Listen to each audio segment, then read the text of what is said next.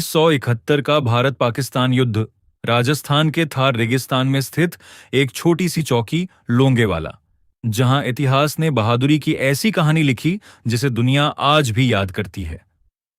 दिसंबर 1971 की ठंडी रात, भारतीय सेना की सिर्फ 120 जवानों की टुकड़ी मेजर कुलदीप सिंह चांदपुरी के नेतृत्व में इस सीमा चौकी की रक्षा कर रही थी।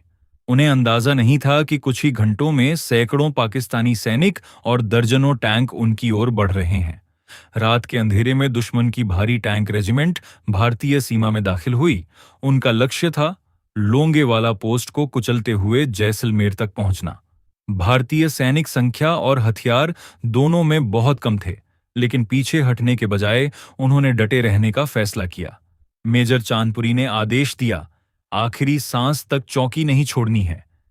जैसे ही दुश्मन करीब आया, भारतीय जवानों ने मशीन गनों और रिकॉइललेस गनों से जवाबी हमला शुरू कर दिया।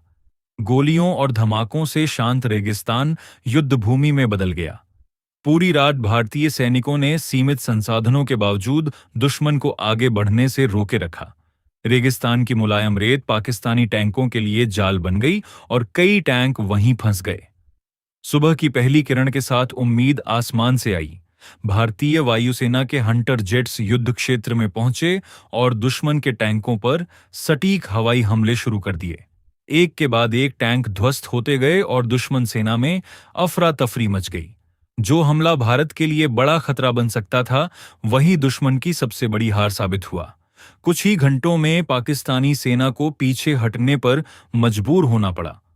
लोंगेवाला की इस लड़ाई ने साबित कर दिया कि युद्ध केवल संख्या या हथियारों से नहीं, बल्कि साहस, नेतृत्व और दृढ़ संकल्प से जीता जाता है।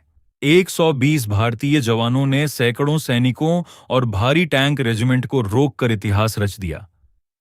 आज भी लोंगेवाला की रेत उस रात की वीरता की गवाही देती है, जब मुट्ठी भर सैनिकों ने पूरे देश की रक्षा की और तिरंगे की शान को झुकने नहीं दिया।